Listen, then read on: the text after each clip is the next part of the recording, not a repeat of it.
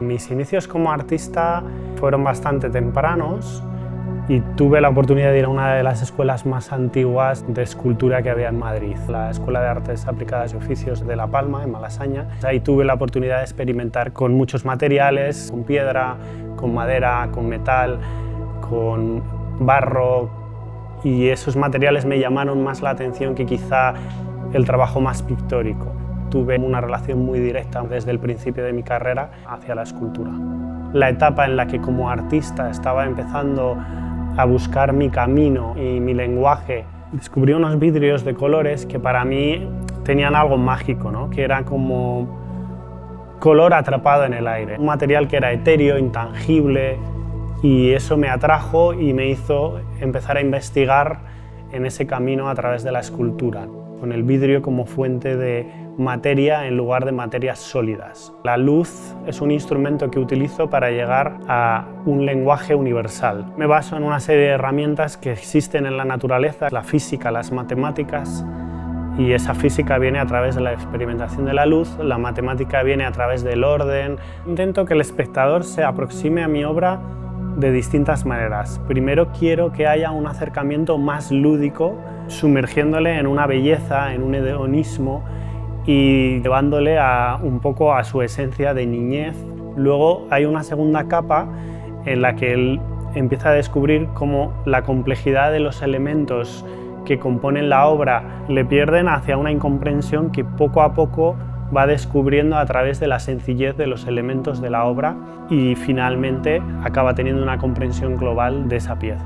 Me interesa despertar la curiosidad en el espectador, acercar a la comprensión del universo en cierto modo y al acercamiento a la naturaleza a través de la geometría y de los fenómenos físicos que suceden a partir de la luz o de los fenómenos perceptivos. Intento con mis obras es que lleguen a un punto de contemplación y de pausa en el que ellos pueden sumergirse y experimentar experiencias pausadas y tranquilas.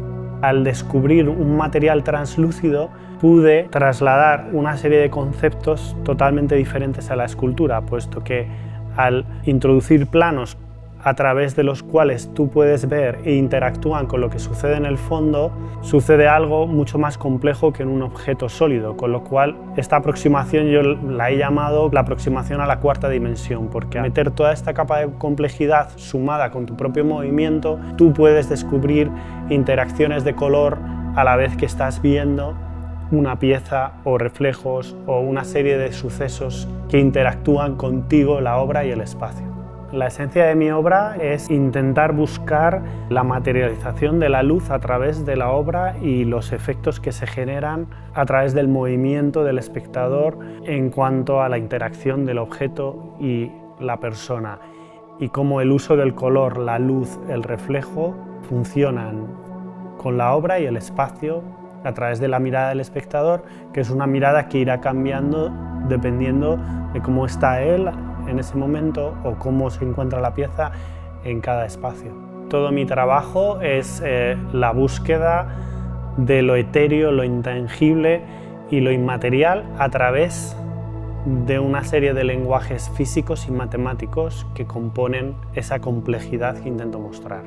Yo como artista me considero un poco arquitecto, tanto en la manera de concebir mis obras como las inquietudes que tengo. Como nosotros diseñamos las piezas en el estudio, trabajamos una parte conjunta entre mi hermano, que es el director del estudio, y yo, a través de herramientas 3D. Pueden partir de un dibujo, de una maqueta o de una idea suelta, pero al final materializamos todo a través de programas de animación 3D y vemos la escala que tiene que tener, cómo posicionar la pieza en el espacio, cómo meter las tensiones, cómo trabajar el objeto, cómo vamos a resolver esa pieza, pero esa investigación a través de lo tecnológico hubiera sido imposible si yo no hubiera tenido un background, unos antecedentes muy fuertes en cuanto a los trabajos manuales, como yo he experimentado durante años con distintos materiales como el hierro, como el vidrio, porque eso te hace tener las herramientas para luego, cuando tú te enfrentas a un proyecto nuevo,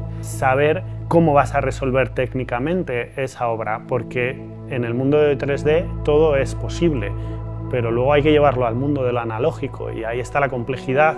La maqueta es como un campo abierto de experimentación. A veces puede partir de un dibujo o a veces simplemente de lo constructivo. El proceso creativo a través de la maqueta suele partir de una serie de restricciones. Pongamos que digo, voy a hacerme 20 cuadraditos, cada uno de un color. ¿Qué posibilidades formales me dan esos 20 cuadraditos? ¿Cómo los puedo interseccionar y qué caminos me puede abrir a nivel formal? Entonces eso es un camino abierto en el que de una serie de patrones pueden salir 200 diseños diferentes, porque cada uno te va llevando a una posibilidad diferente. Entonces para mí el mundo de la maqueta es algo muy experimental. Es como el dibujo, un lienzo en blanco en el que yo con una serie de restricciones puedo expandirme hasta perderme en el infinito. El vacío es como el silencio en la música, es algo necesario y que equilibra a la materia. El vacío es esencial para ayudar a que la forma se expanda hacia el espacio. Siempre he creído que las obras de arte, en cierto modo, reflejan algo espiritual y es difícil definir, pero siempre he pensado que hay obras que tienen alma y obras que son muy frías, especialmente en artistas que trabajan con conceptos más matemáticos y con obras más geométricas. Encontrar ese balance entre la complejidad matemática y física y descubrir algo que sea bello y poético a la vez, creo que es un equilibrio muy complejo. Como artista es algo que busco en mis obras.